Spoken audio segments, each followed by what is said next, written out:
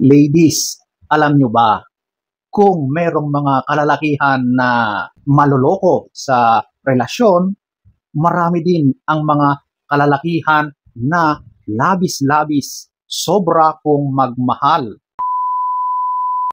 Hello guys!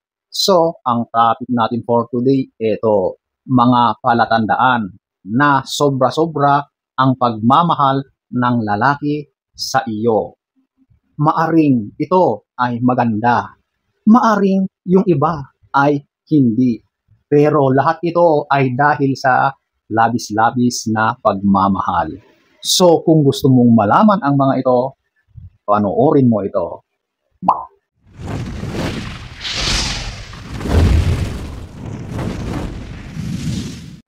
So ito ating aalamin. Number 1, ito yung overly protective. Ito yung sobra-sobra kang pinoprotektahan. Inaalagaan ka. Ayaw na ayaw niyang may mangyari sa iyo na hindi ka nais-nais, hindi maganda. So dahil sa labis na pagmamahal sa iyo, sinisiguro niya na nasa mabuting kamay ka. At ang gagawin niya dyan ay talaga namang literal na proproteksyonan ka niya.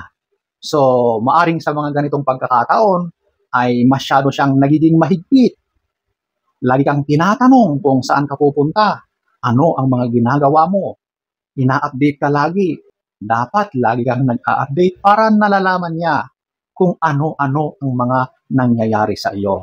Sa mga ganitong mga nangyayari, merong magandang naidudulot. Pero kapag sobra-sobra naman, ay hindi na rin maganda ang mga ganito dahil parang wala ka ng kalayaan.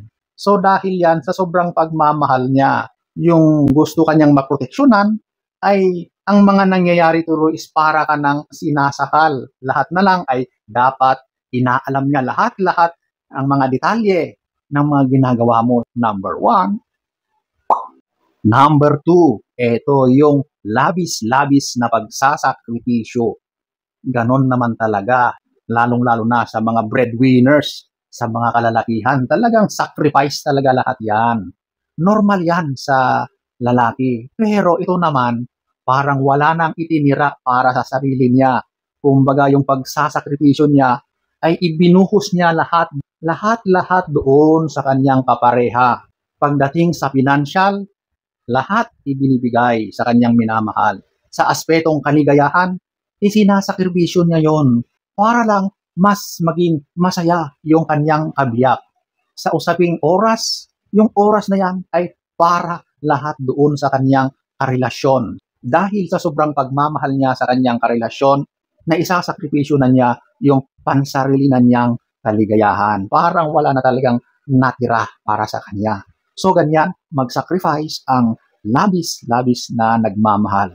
Lahat-lahat ay para sa kanyang karelasyon, sa kanyang partner. Number 2. Number 3, laging nandyan. So ganito yun, kung saan ka, dapat nandoon siya. At kung saan man siya pupunta, dapat ay kasama ka rin. Gusto niya na lagi kanyang kasama. Ayaw niya na mawala ka sa kanyang paningin, di ba? Nako, napakahirap naman ng ganitong sitwasyon, di ba? Oo nga, mahal ka nga, pero parang ikinukulong ka rin, di ba? Kasi wala ka ng kalayaan sa ganyan, okay? Yung mga ganyang pagmamahal, medyo problematic yan eh. Hindi tama. Sabihin natin na pagmamahal, pero may something dyan. May tama yan sa kanyang mindset, sabihin na natin, di ba? Kasi hindi naman dapat ganon. Pwede tayong kumilos ng malaya na hindi tayo binabantayan ng partner natin, di ba? Hindi pwedeng lahat ng ginagawa mo ay nakatutok sa iyo, yung taong karelasyon mo. May mga pagkakataon talaga na hindi pwedeng kasama ang ating mga partners, di ba? Pag magpupumilit pa yan, nako, delikado yan. Kailangan niyang ipakonsulta sa doktor, okay? Kasi hindi na yan normal. So ayan po ang number 3. Number 4, inuuna niya lahat ang para sa iyo kaysa sa sarili niya. Meron naman talagang ganyan, okay? Lalong-lalo na kapag talagang mahal na mahal mo siya, okay lang yun. Pero kapag Sobra na, di ba? Alam mo ba yung sobra or labis na?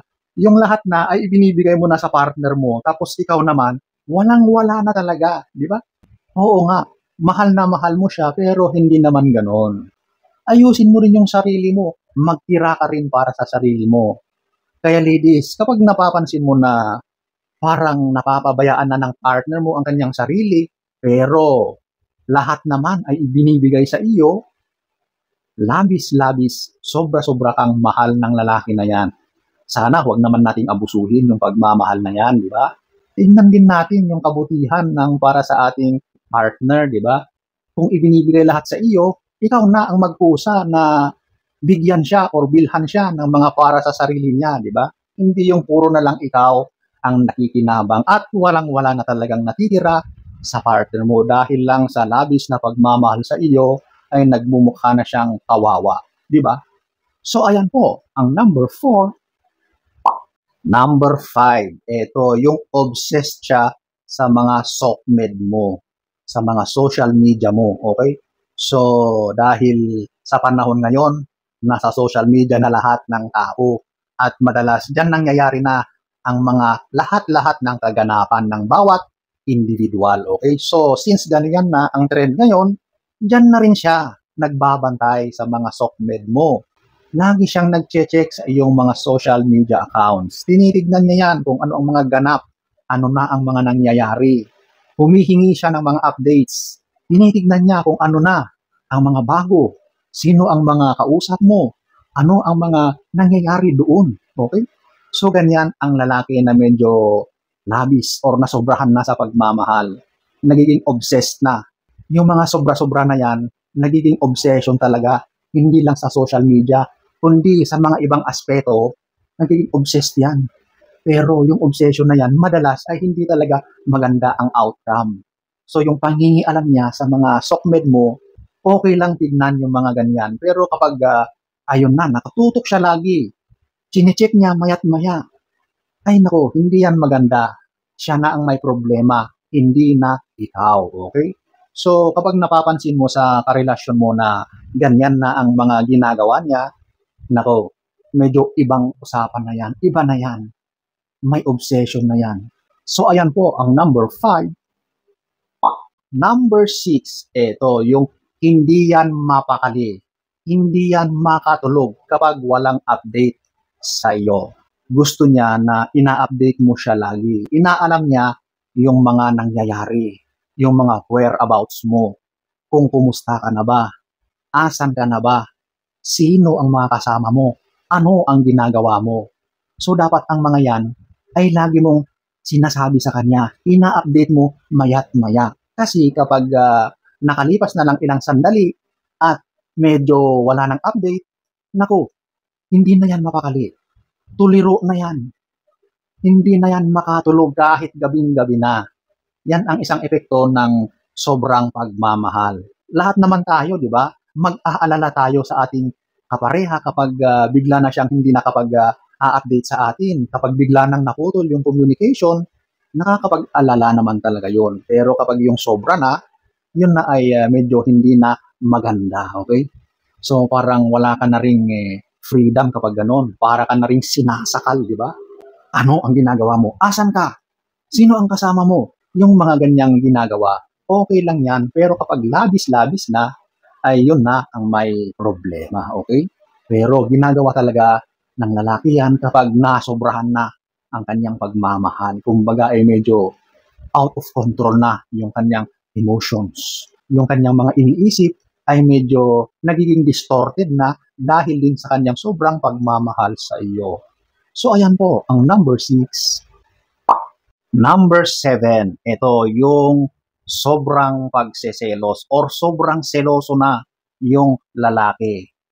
Ito ay dahil din sa sobrang pagmamahal. So lumalabas tuloy na ang sobra at labis-labis ay masama talaga. Kahit pa yung pagmamahal na yan, kapag sumobra, hindi rin maganda. Kasi ang mga resulta, ang mga ginagawa ng tao na sobrang nagmamahal, madalas ay hindi rin maganda. At dahil sa ganyan, ay sobra-sobra na rin siyang nagiging seloso. Lahat na lang ay pinagseselosan niya. Mga tao na hindi dapat pagselosan, ay pinagseselosan niya. Nako, delikado yan. Yan yung epekto ng sobra. Yung tumatakbo sa isipan niya ay nawawala na sa tamang landas. Bumisita kayo sa isang specialist, yung mga psychologist or mga psychiatrist kapag ganyan. So ayan po, ang number 7. So ayan po ang ilan sa mga nangyayari sa lalaki kapag sobrang mahal ka ng lalaki. So sana ay nagustuhan nyo ang ating topic for today. Next story time. Don't forget to subscribe.